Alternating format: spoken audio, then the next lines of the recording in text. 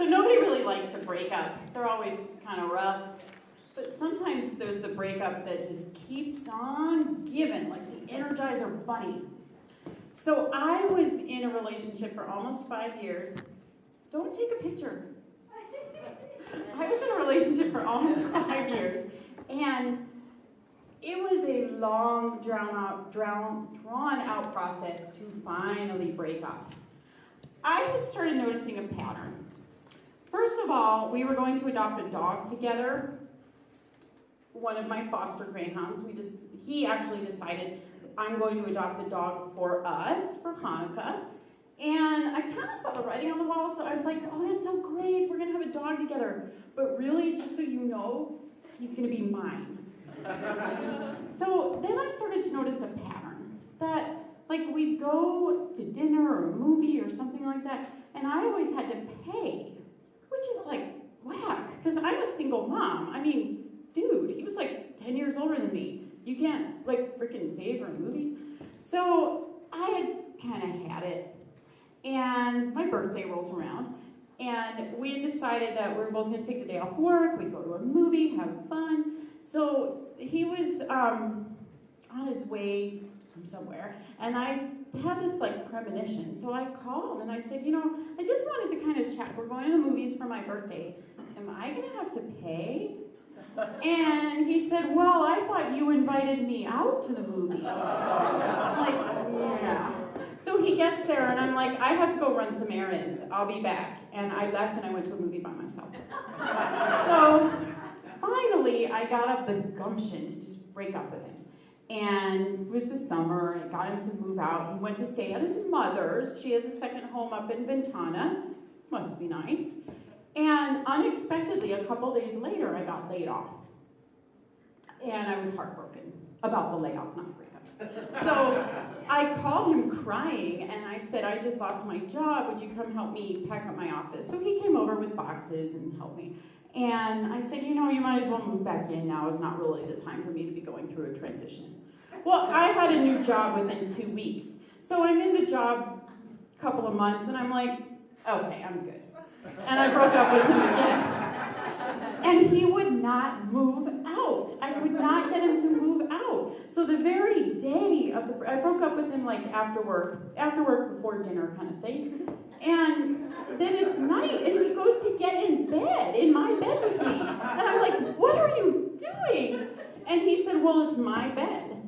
And I'm like, I bought that mattress last winter. That's my bed. Well, it's on my bed frame.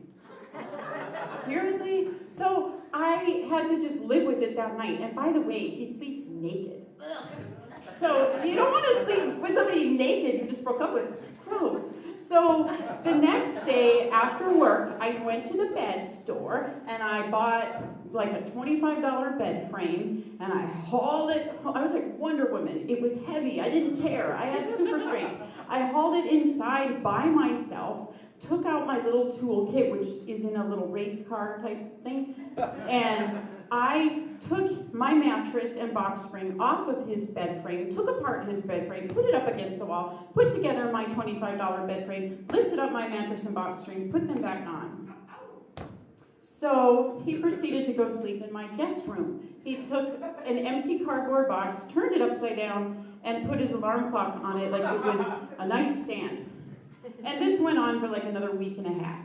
And finally, I'm getting ready to take my daughter to school. I turned back around, I marched back in, and I said, I don't know how to be more clear. You are not welcome here. By the time I get home from work, you best be not here. So he took all his clothes and left, but he left everything else. Went to stay with Mommy up in Ventana. But all his stuff was at my house. So this was in October. March rolls around, and if you calculate, I think that's like 6 months later, I'm a little tired of having all this stuff in my house. I'm not like a storage company. So said letter from Davis, Miles, McGuire, Gardner Law Firm was sent to him. Ms. Riegel states that per her last phone conversation with you, she extended the deadline to the end of February 2012. Ms. Riegel will dispose of your property after March 15th, 2012, if you fail to make arrangements to pick up these items. And then there's a little handwritten portion at the top. He needed another like 2-week extension. So he comes and he gets some stuff, but he doesn't have an apartment yet because he doesn't have money for an apartment, still staying with mommy. So he leaves his bookshelves, stuff like that, at my house. That's okay, I'm using the bookshelves fine. An entire year goes by. Guess what? Those bookshelves are now mine. Then I have eye surgery on both eyes, major eye surgery.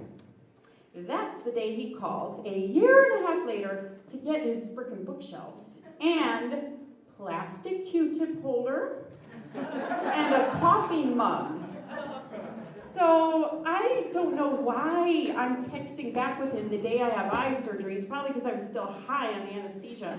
But I'm like, I can't lift anything over 20 pounds. I just had a bilateral medial recession of 2 millimeters on each eye.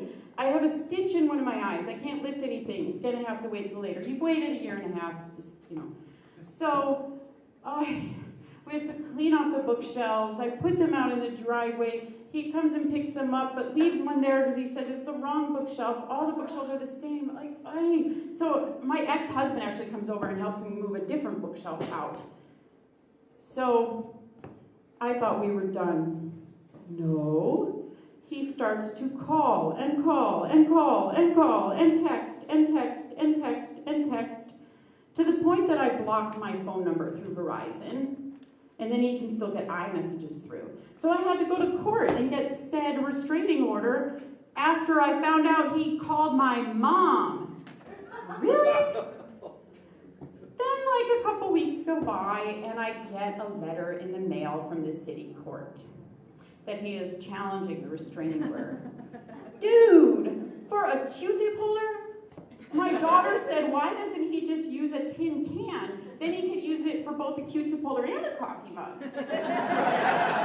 So I have to go to court, and he's represented by an attorney. And what I still can't kind of puzzle out is how he has money for an attorney but doesn't have money to go to the dollar store and buy a Q-tip holder and a coffee mug. So I'm representing myself. And I come in with stacks and stacks and stacks of documentation. I have all the text messages printed out. I have a letter notarized that my then 15-year-old daughter wrote. We were both victims of a particularly obnoxious harassment via my mother's ex. Oh, that's his name there. He has not only spammed us with calls during the evening and wee hours of the night, but he has made every effort to bug us with trivial details and tarnish our emotional health. I love how my daughter writes. After receiving one call too many about the whereabouts of a beat-up plastic Q-tip holder, my mom reluctantly agreed to search our house again for his belongings. She dug up every last morsel of his possessions and left them in the backyard for him to pick up. I found this whole endeavor particularly bothersome. As we approached the house, I could see that the door was ajar and some of his belongings, like one of the bookshelves, remained. Upon closer examination, I saw that our backyard was a flurry of both trash and discarded barbecue tools everywhere. I felt agitated and disturbed at the sight of our innocent backyard turned into Jeff's septic tank. Sorry, I dropped the name. Whoops. So then I have to go through all this stuff with the judge, with him, and like I said, I was representing myself. So that was fun. Because what I did is I went into court with a friend, which drove him nuts. And we did things that we don't normally do, like hold hands and stuff, just to fuck with him. And I got to question him on the witness stand because I was representing myself. So I was my attorney. So I got to, cross-examine him. I didn't need to ask him any questions because I had already pretty much made my case. I mean, my daughter's letter, text messages, I had everything. But I decided to question him anyway. I wrote out a page and a half of questions, and I asked him all of them. Did you leave me 3 voicemails within a 24-hour period? Sorry, I have to turn the page. Why did you keep texting and calling me when I asked you to stop? Did you receive an email that said, don't call, email, or text me? What was the purpose of emailing my my mother. So the judge has to take all of this and go to chambers. And I know that when he got to chambers, he probably got on the phone with his wife and said, oh my gosh, there's such a loser sitting there with the Q-tip holder and talking. But the judge comes back and he said to us, I am very impressed with your daughter's university high school education vocabulary. And then he proceeded to say to Jeff, and this is all public record, so I can tell you his name, it's public record. So he says to Jeff, I don't mean you any disrespect or insult, but you're kind of whiny. And of course, the order of protection still stands. To this day, it still stands. And I have his coffee grinder. I have his stock pot. I do have a coffee mug, and I'm not giving them back.